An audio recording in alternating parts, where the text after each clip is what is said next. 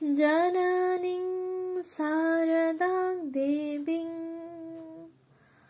রামকৃষ্ণং জগদ্গুরুং পাদপদ্মে ত্বয়োশ্রিত্বা প্রণমামি মুহুর্মুহু। পূজনীয় স্বামী লোকেশ্বরানন্দজির সম্পাদনায় রচিত শতরূপে সারদা গ্রন্থ থেকে পাঠ, পৃষ্ঠা সংখ্যা ৬৭। শ্রী শ্রী মা সেবক চতুষ্টয়ের দৃষ্টিতে। ৩। স্বামী যোগানন্দের দেহত্যাগের পর স্বামী ত্রিগুণাতীতানন্দ স্বামী ব্রহ্মানন্দের নির্দেশে উৎস শ্রী শ্রী লাটু মহারাজের স্মৃতিকথা, পৃষ্ঠা ৩৬৪। শ্রী শ্রী মায়ের সেবার তত্ত্বাবধানের ভার গ্রহণ করেন। ১৯০২ খ্রিস্টাব্দের শেষে তাঁর আমেরিকা যাওয়ার পূর্ব পর্যন্ত উৎস শ্রীমা সারদা দেবী, পৃষ্ঠা ২০৫। ৩ বছরের কিছু বেশি সময় পরম ভক্তি, নিষ্ঠা ও দক্ষতার সঙ্গে তাঁর সেই গুরুদায়িত্ব তিনি সম্পাদন করেছিলেন। শ্রী রামকৃষ্ণ একদিন দক্ষিণেশ্বরে স্বামী ত্রিগুণাতীতানন্দকে, তখন অবশ্য তিনি সারদা প্রসন্ন মিত্র, নহবতে শ্রী মায়ের কাছে মন্ত্রদীক্ষা গ্রহণের জন্য পাঠিয়েছিলেন। সে সময় শ্রী মায়ের প্রকৃত স্বরূপকে এই বলে তিনি সারদা প্রসন্নের কাছে আভাসিত করতে চেয়েছিলেন: অনন্ত রাধার মায়া কহনে না যায়, কোটি কৃষ্ণ কোটি রাম হয় যায় রয়। উৎস শ্রীমা সারদা দেবী, পৃষ্ঠা ১৩৪। এই কথার তাৎপর্য সেদিনই স্বামী ত্রিগুণাতীতানন্দ সম্যক উপলব্ধি করেছিলেন কি? সম্ভবত পারেননি, কারণ লাটু মহারাজ বলেছেন, স্বামী ত্রিগুণাতীতানন্দ প্রথম শ্রী শ্রী মাকে মানত না, শেষে মাকে মেনেছিল। উৎস শ্রী শ্রী লাটু মহারাজের স্মৃতিকথা, পৃষ্ঠা ৩৬৪। পরবর্তীকালে তাঁর নানা আচরণে শ্রী মায়ের সম্পর্কে তাঁর দৃষ্টির যে পরিচয় আমরা পাই, তাতে স্পষ্টই বোঝা যায় শ্রী মায়ের ঐশী মহিমা সম্বন্ধে তিনি তখন নিঃসন্দেহ ছিলেন। শ্রী মাকে চিঠিতে তিনি মা ব্রহ্মময়ী বলে সম্বোধন করতেন। উৎস শ্রীমা, পৃষ্ঠা ২১৭। কুমুদবন্ধু সেনের স্মৃতিকথা থেকে জানা যায়, স্বামী ত্রিগুণাতীতানন্দ চণ্ডীর অনুসরণে শ্রী মায়ের সম্পর্কে সংস্কৃতে একটি দীর্ঘ স্তোত্র রচনা করেছিলেন।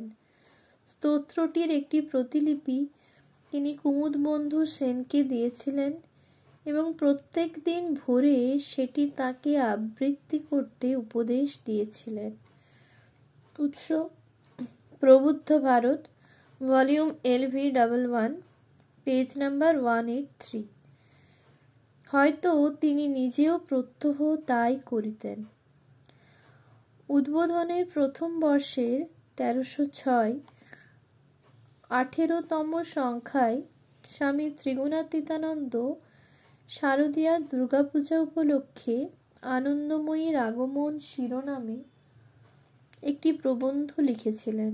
সেখানে তিনি লিখছেন, মেধস ঋষি সুরত রাজাকে বলিতেছেন, নিত্যৈব সা জগন্মূর্তিস্তয়া সর্বমিদং ততম তথাপি তৎসমুৎপত্তি বহুর্থা শ্রীয়তাং মম দেবানাং কার্য সিদ্ধ্যর্থং মা বীর্ভবতি সা সদা উৎপন্নেতি তদা লোকে সা নিত্যাপ্যভিধীয়তে।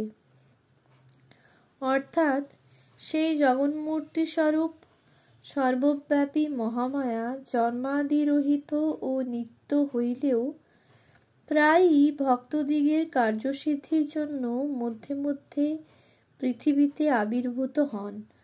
যখন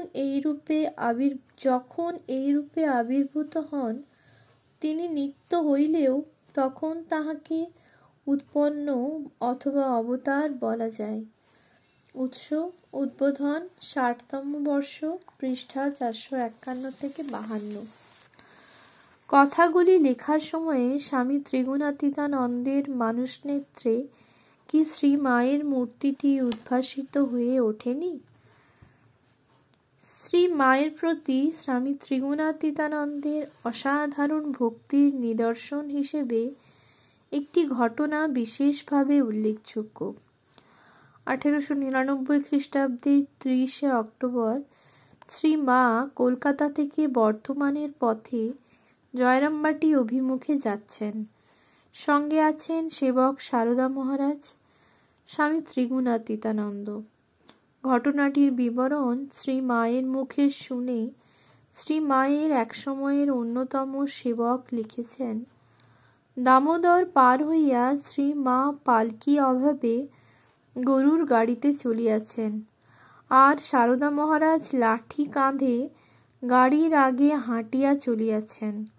রাত্রিকাল, অর্ধরাত্রির উপর, প্রায় তৃতীয় প্রহর। শ্রী মা ঘুমাইয়া পড়িয়াছেন। সারদা মহারাজ চলিতে চলিতে দেখিতে পাইলেন রাস্তার খানিকটা এক স্থানে বানের জলে ভাঙিয়া গিয়াছে এবং সেখানে এমন একটা খানা পড়িয়াছে যে সেখান দিয়া গাড়ি যাইবার আদৌ উপায় নাই। যাইতে গেলে গাড়ির চাকা সেখানে পড়িয়া ভাঙিয়া যায় এবং ঝাঁকড়ানিতে শ্রীমার নিদ্রা তো ভাঙিয়া যাইবেই, অধিকন্তু তাহার আহত হইবার সম্ভাবনা।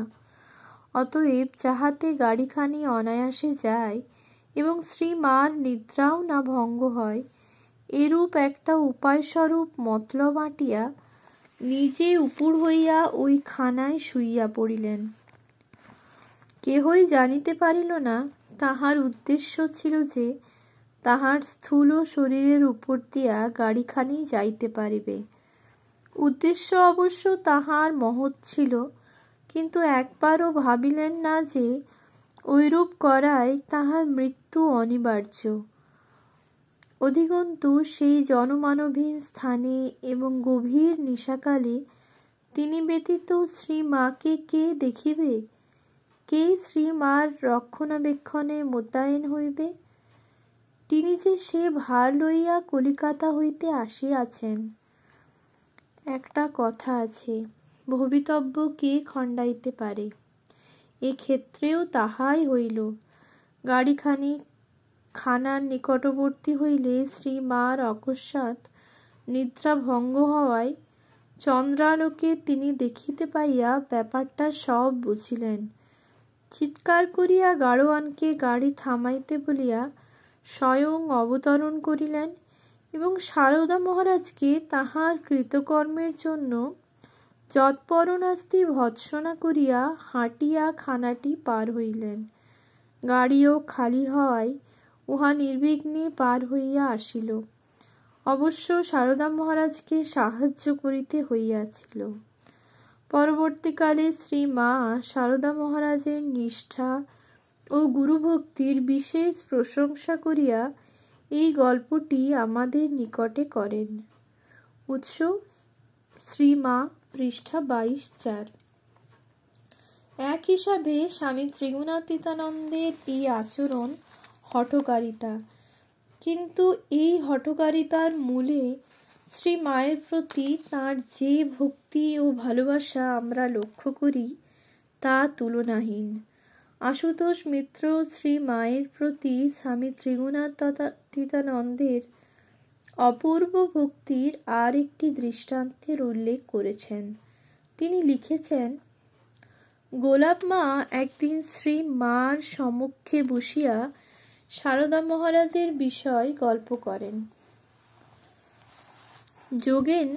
যোগিন মা একবার মার বাড়ির জন্যে সারদাকে বেশ ঝাল ঝাল দেখে লঙ্কা আনতে বলেছে। সারদা বাগবাজার থেকে আরম্ভ করে সব দোকানে যায় আর লঙ্কা চাখে, ঝাল কিনা। ওই রকম চাকতে চাকতে ঝাল না পেয়ে বড় বাজারে গিয়ে হাজির। সেখানে ঝাল পেয়ে 2 পয়সা লঙ্কা কিনে নিয়ে আসে। ততক্ষণে তার জিভ ফুলে ঢোল। বাবা, কি গুরু ভক্তি! উৎস শ্রীমা, পৃষ্ঠা 113 থেকে 114। শ্রীমা যখন বেলুড়ে নীলাম্বরবাবুর বাগানে ছিলেন, তখন স্বামী ত্রিগুণাতীতানন্দ সেবক হিসেবে শ্রীমায়ের কাছে ছিলেন। সে সম্পর্কে শ্রীমা স্বয়ং বলেছেন, এ বাড়িতে আমি যখন ছিলুম তখন সারদা আমার কাছে থাকত। সে করত কি তা জানো? আমরা শুনিতে আগ্রহান্বিত হইলে অঙ্গুলি দ্বারা ঠাকুরের ভাণ্ডার ঘরের পশ্চিম দিকে দেখাইয়া বলিতে থাকেন, ওখানে একটা শিউলি গাছ আছে কি? আমরা বলিলাম, হ্যাঁ মা, আছে। শ্রীমা রোজ সন্ধ্যাবেলা একখানা চাদর কেচে শুকিয়ে রাখত। রাতে শুতে যাবার সময় চাদরখানা ওই গাছতলায় বিছিয়ে রাখত। ভোরে উঠে ফুল তোলবার সময় চাদরখানা গুটিয়ে তার উপর যত ফুল পড়ত সব নিয়ে আমার পুজোর জন্য সাজিয়ে রাখত। শিউলি ফুল শেষ রাত্রিরে ঝরে কিনা, তাই পাছে নোংরা মাটিতে পড়ে অশুদ্ধ হয়, সেজন্য ওরকম করত। কি নিষ্ঠা দেখলে! উৎস শ্রীমা, পৃষ্ঠা 6। স্বামী গম্ভীরানন্দজি লিখেছেন, কলিকাতা ও জয়রামবাটিতে তিনি, সারদা মহারাজ, অন্য বহুভাবে শ্রী শ্রী মায়ের সেবা করিয়াছেন। উৎস শ্রী রামকৃষ্ণ ভক্তমালিকা, 2য় ভাগ, 1386, পৃষ্ঠা 11। ত্রিগুণাতীতানন্দজি তাঁর ইহজীবনের শেষ 12 বছর ছিলেন আমেরিকায়। প্রবাসে তিনি সর্বদাই শ্রীমাকে স্মরণ করতেন। প্রতি মাসে নিয়মিতভাবে শ্রীমাকে পাঠাতেন কিছু প্রণামী। তাঁর চোখে শ্রীমা শুধু জননী এবং গুরুই ছিলেন না, ছিলেন ব্রহ্মময়ী, লীলা বিগ্রহ ধারিণী স্বয়ং আদ্যাশক্তি। 4। শ্রীমা বলেছেন, ছেলে যোগেনের পর থেকেই শরৎ আমার সেবা করছে। উৎস শ্রী শ্রী মায়ের কথা, 2য় ভাগ, পৃষ্ঠা 301। দেহত্যাগের বহু পূর্বেই স্বামী যোগানন্দ শরৎ মহারাজ বা স্বামী শারদানন্দকে মাতৃ সমীপে নিয়ে গিয়ে তাঁর উপর সেই মহান উত্তরাধিকার ন্যস্ত করে গিয়েছিলেন বলা চলে। অবশ্য স্বামী যোগানন্দের দেহত্যাগের 28 মার্চ 1899 ঠিক সঙ্গে সঙ্গে স্বামী শারদানন্দ শ্রী মায়ের সেবাভার গ্রহণের কার্যে ব্রতী হতে পারেননি।